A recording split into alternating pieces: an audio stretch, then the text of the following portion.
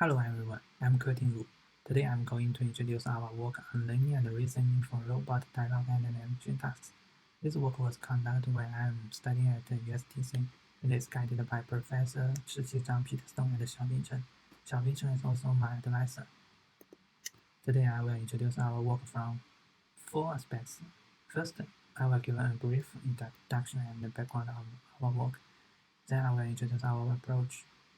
After that, I will show some results to support our claim. Finally, I conclude this work.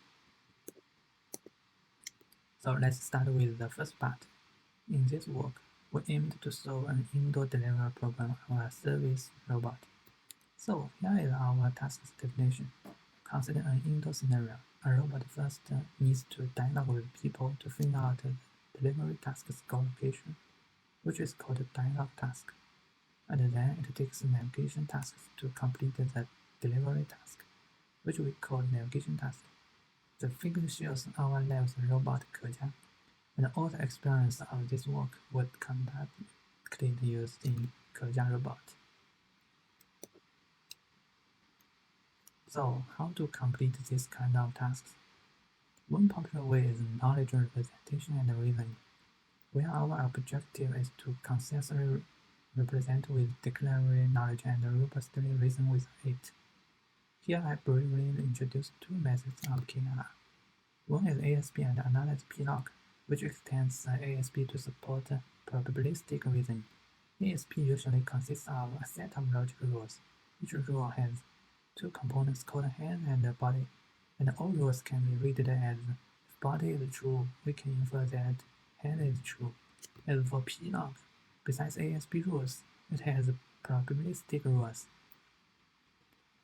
Take the example shown. It reads, if B holds, the probability of A t equals to y is B.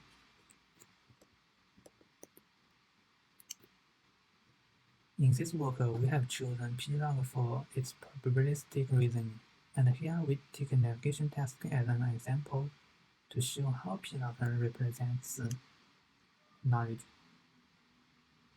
The first example represents the probability of location at grid x, y being occupied is 50%, and the second example says if door A is open, the location at the grid x, y is not occupied, which means the robot can go through it.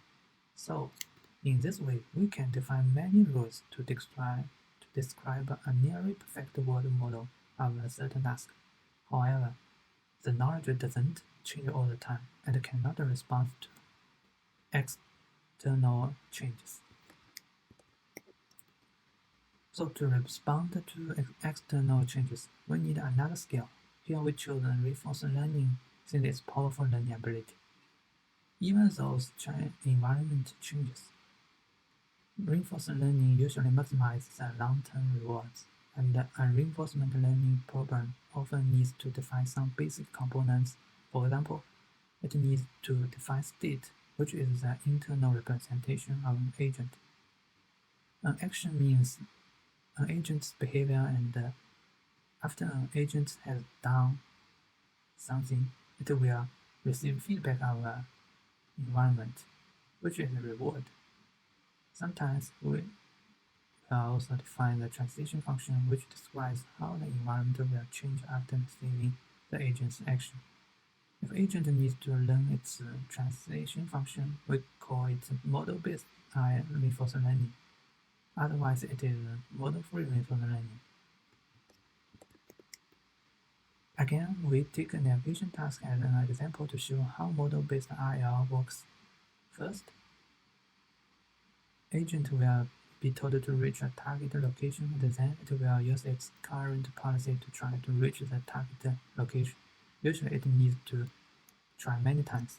After trying, the agent gathers experience from environment and uses the experience to update its world model. Then agent will update its policy based on new world model and try the next task, until agent's world model and policy convergence. Now let's make a brief comparison between KR and model-based RL, or MBRL. KR is strong in representing and reasoning with knowledge in a variety of forms, where MBIR is relatively weak. However, MBIR is strong in learning from interaction experience, where KR is relatively weak. Based on this observation, we have a natural idea that we can combine both advantages. That is, KR can give MBIR an initial word model to help MBIR generate a powerful initial policy, and then accelerate its learning. In turn, after MBIR learns, it can provide the quantitative knowledge of the word model to update KR's probabilistic rules. So that is what we have done. Next, I will introduce our framework. We can see the knowledge of KR comes from two sources. One is human design and another is MBIR. Human usually could give common sense knowledge, and MBIR can give many quantitative knowledge, which usually dynamically changes.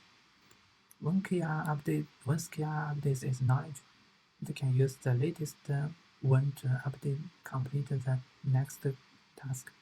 Here we briefly show the characteristics of KRIL. KRIL acquires declaratory knowledge from human or probabilistic knowledge from model-based IL, and it dynamically constructs a partition word model. Next, we show how KRIL works in practice. We consider two states of a robot, free or not. When the robot is free, it randomly selects a task. Here is a navigation task, to try to complete it and update its knowledge base. Once it receives a task, it first uses related knowledge to initialize MBIR's word model and then tries to complete the task. Now let's discuss the advantage of our KRIL. We know that if the knowledge of KR is more complete, it is more useful to initialize the word model of MBIR.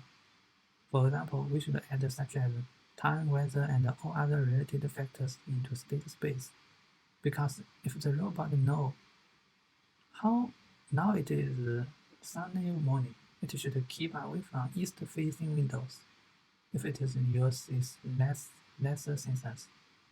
However, including these factors will enlarge the state space quickly.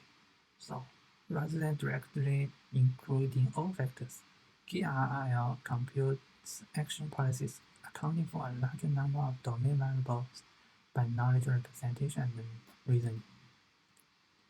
So KRIL retains both model scalability and computation feasibility. Next, we first introduce our experiment settings and then report our results. Our experiment map was generated using Robot. A real office domain includes 5 rooms, 1 shop, and 4 blocking areas. All deliveries are from the shop and to one of the rooms. Here is our definition of our delivery task. It includes 2 subtasks. One is dialog system for specifying service requests and another is navigation for physically delivering objects. Delivery task specifies 5 roles, 2 persons, and 3 items, resulting in 30 possible service requests. Here is an example to explain. First, the robot talks with a person to get the request. After the robot confirms, it started to navigate to the target location of request. Here is the specific information of 2 subtasks. For navigation tasks, we use RMAX to learn word models and action policies, and in all tasks the robot starts from the shop rule. As for dialog tasks, we model Dialog Manager as POM-TB, and it has 2 state spaces and 2 action types. If the robot finally completes the delivery task, it receives a big reward for the dialog task. Otherwise, a big penalty is given. Next, we show the results of our experiments. The first result is interesting. We found that the knowledge from the navigation task can be used to help the robot dialog task. Specifically, we collect the amount of information in terms of belief entropy needed by a robot before it conducts a delivery task. The results show when difficulty grows, a robot needs to collect more information from dialog before conducting a delivery task. Here, the higher value of BR, the higher the probability to block a robot's move.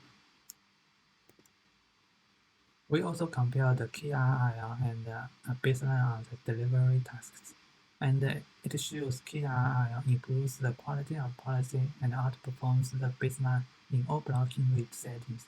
It says a real-time update with model is important for tasks.